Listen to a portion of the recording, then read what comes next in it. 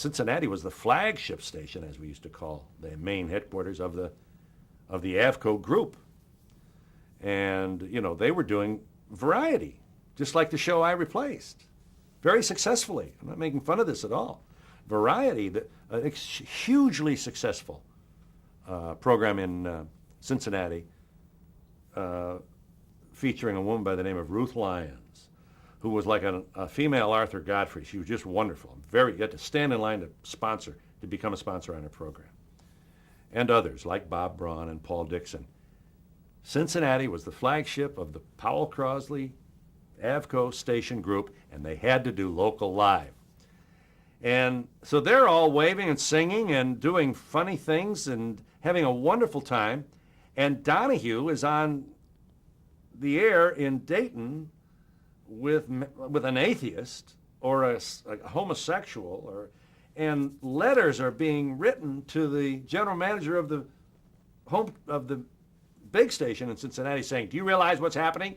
You know, somehow a palace guard has overthrown your station, and they got this person who doesn't believe in God. You got to get rid of him."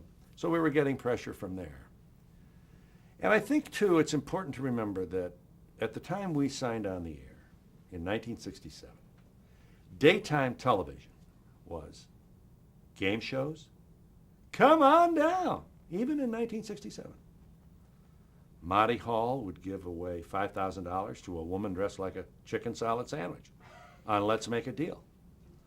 Merv Griffin and Mike Douglas, song and dance and happy and interviews and so on. I don't want to diminish it. They did a wonderful program, and they often had serious topics. I think I owe it to Mike and Merv to make it clear that I saw them, that they did some very serious work. But it was essentially, and they're not ashamed of this, and they shouldn't be, it was essentially an amusing entertainment program. And along comes this thing called the Donahue Show, the Phil Donahue Show. And we were talking about things that had never been discussed on the air. We were talking about the things women were talking about among themselves. When all the men on Saturday night would go into the kitchen to mix their drinks, the women would gather in the living room. And what they were talking about are issues that the Donahue people brought to television. I'm very proud of that.